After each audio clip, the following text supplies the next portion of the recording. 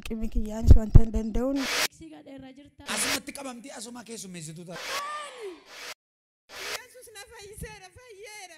Amma si cuuba.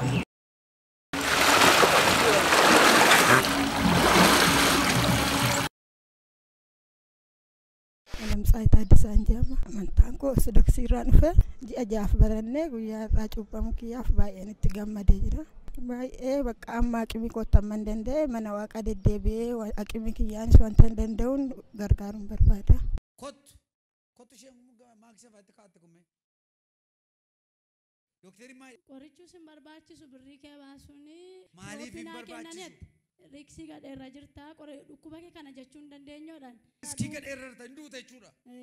Kan si garramu qoricha nyaatte isheen. Bokokee achi gaa ulfadhaatti hin jedhu. Ulfadhamni?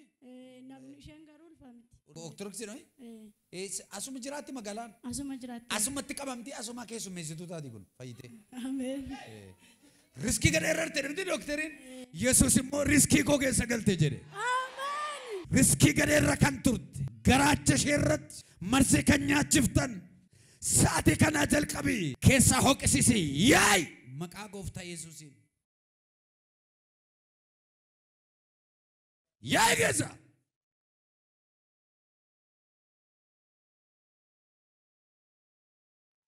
Yaa'i keessa.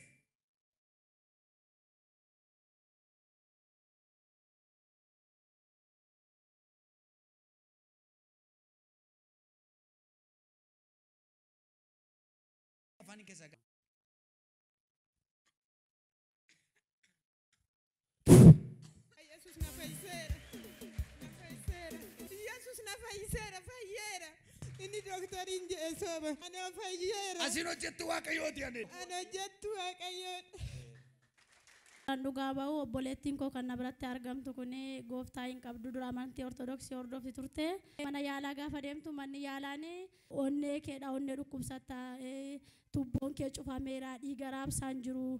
Amma bultii 15tti shirooppii mawayii jedhanii kennanii guyyaa keenan ladhu dhibee kee kanas hin jechuu hin dandeenyu riksii gadheerra jirta. Baay'ee boossee abdii kutattee maatii isheetti illee nagaa dhaamte kootu tunduu na argi jetti turte gaaf tokko abbaa isheetiin nama wajji walitti buutee jirtuuf dhiifama godhee hundumtuu abdii kuteera nama bira abdii dhabdeetti ani kana booda mana qorichaan naqu Iyesuus na fayyisa gooftaan fudhadha jette gara waldaa Riyoobootiin na si geessa achitti abbaan mul'ata ergamaa darajjeensii kadhatu achitti wiilcheerii giraanci kan baatan hundinuu cabaanu fayyeen gala waan ta'eef hin fayyitaa achitti si geessanaan Yesuus fayyisaadha nageessinaan jette.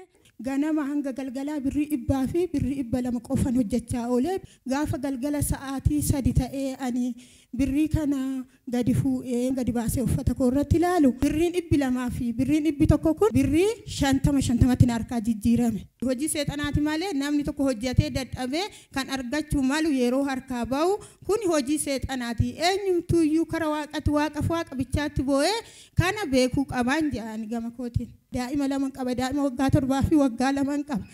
Yaa Waaqi ayyaanumti keessan na jiraachisuun jedha. Hospitaala guyyaa 2 sa'a 12 ba'ee sa'a tokkoon galee guyyaa lammataatti ati fayyina qabdu. Tuubboon kee qilleessa baasee galtu waan cufameef onneen kee dhiiga kara itti raabsitu waan dhabdeef tiruu kee irratti akka ixii wayii mul'ata.